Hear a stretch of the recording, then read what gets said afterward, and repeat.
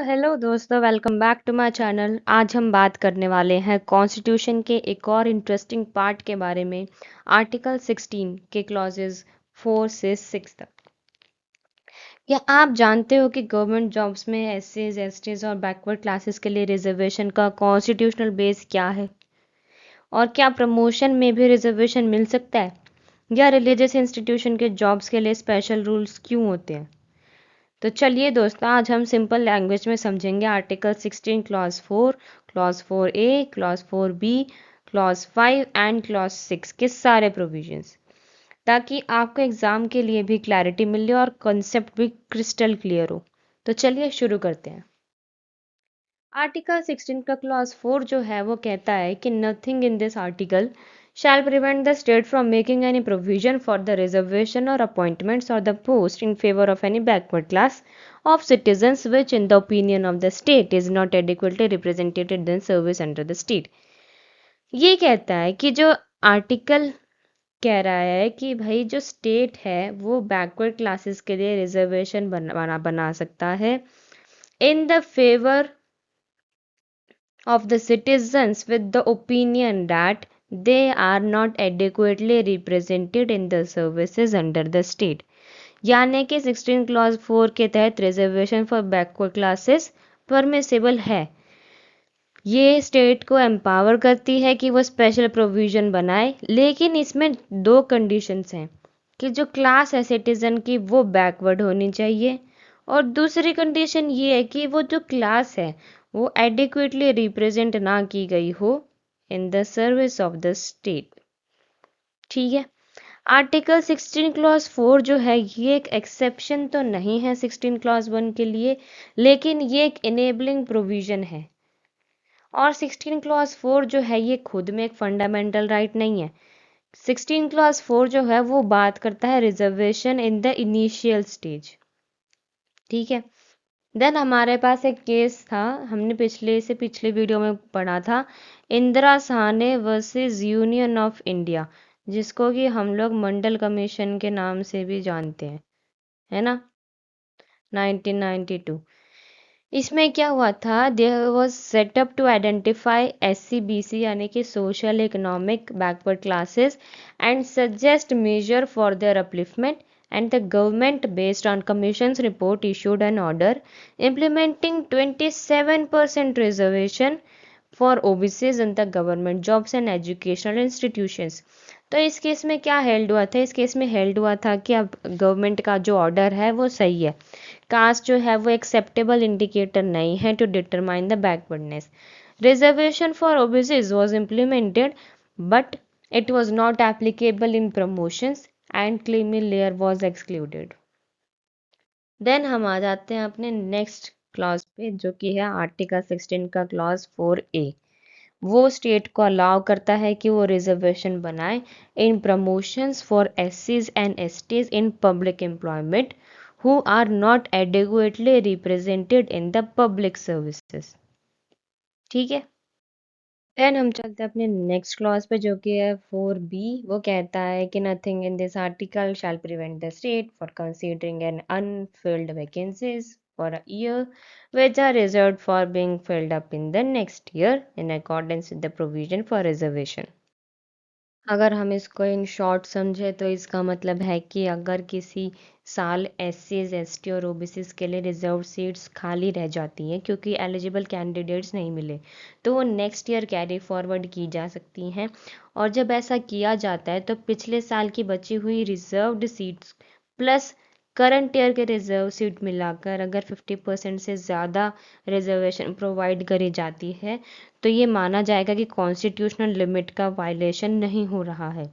यानी कि 50% से ज़्यादा रिजर्वेशन हो सकता है in exceptional cases due to carry forward rule. अब इस 16(4)(b) का पर्पस क्या था कि रिजर्व कैटेगरी कैंडिडेट्स को एडिक्वेट रिप्रेजेंटेशन देना, वैकेंट रिजर्व पोस्ट को वेस्ट होने से बचाना और प्रमोट करना social justice and equality in public employment. अब इसके लिए हमारे पास एक केस है जो कि है Nagaraj versus Union of India in 2006। इसमें 5 जज बेंच थे और उन्होंने अपहेल्ड करा था constitutional validity of reservation in promotion for एससीज and STs. It upheld the consequential seniority rule under Article 16 Clause 4A and carry forward rule under 16 Clause 4B and Article proviso of Article 335 valid। अब बात आती है कि consequential seniority rule क्या है। Consequential seniority rule होता है कि seniority due to some consequences which will be retained no matter what. और कैरी फॉरवर्ड रूल तो हमने अभी अभी पढ़ाई है, ठीक है, कि यानी कि ये अलाउ करती है अनफिल्ड रिजर्व वैकेंसीज को to be carried over to the subsequent recruitment और प्रमोशन साइकिल, ठीक है। और कोर्ट ने इस केस में ये भी हेल्ड करा था कि reservation in promotion is to be valid and the state has to meet 3 compelling requirements, जिसमें से कि पहली है कि demonstrate backwardness of SC and STs. Second है कि प्रूव करना कि इनएडिक्वेट रिप्रेजेंटेशन ऑफ एससीज and STs in public employment. And third है कि मेंटेन करना overall efficiency of the administration. Then we have article 16 clause 5। Article 16 clause 5 जो है वो कहता है कि this article does not affect the laws that require certain public office holders or members of religious or dominated institutions to belong to a specific religion or denomination। तो सीधा सीधा इसका मतलब ये है कि पब्लिक एम्प्लॉयमेंट में जेंडर डिस्क्रिमिनेशन अलाउड नहीं है, जैसा कि आर्टिकल 16 क्लॉज 2 में कहा है। लेकिन 16 क्लॉज 5 कहता है कि अगर कोई रिलीजियस या डिनोमिनेशनल इंस्टीट्यूशन है, जैसे कि मंदिर है, मॉस्क है, गुरुद्वारा है, इन सब से रिलेटेड के जॉब के लिए, और उस जॉब में जो हम एक पर्सन को एम्प्लॉय करेंगे वो पर्सन जो है वो खास उस रिलीजन का ही होना चाहिए, तो ये वैलिड होगा। यानी कि जो ये लॉ है कि टेंपल के लिए एक हिंदू पुजारी होना चाहिए, मस्जिद के लिए एक मौलवी होना चाहिए, तो ये वैलिड लॉ है। देन हमारे पास नेक्स्ट क्लॉज है आर्टिकल 16 क्लॉज 6।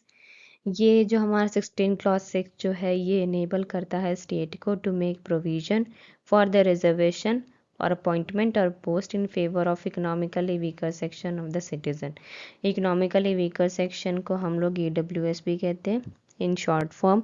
और ये इकोनॉमिकल वीकर सेक्शन में वो लोग आते हैं जो SC ST और OBC के कैटेगरी में नहीं आते लेकिन फाइनेंशियली वीक होते हैं। तो आर्टिकल 16 क्लॉज 6 जो है ये एक नया क्लॉज है जो कि ऐड हुआ था 103rd कॉन्स्टिट्यूशनल अमेंडमेंट से 2019 के थ्रू। और ये कहता है कि state government economically weaker sections के लिए रिजर्वेशन प्रोवाइड कर सकती है पब्लिक जॉब्स में। ये रिजर्वेशन इकोनॉमिकली वीकर सेक्शन के लिए होंगी, यानी कि those who are not a part of SC ST and OBC but are financially weak. And economically weaker section reservation का मैक्सिमम लिमिट 10% तक होगा और ये existing SC ST OBC reservation के अलावा होता है, ठीक है।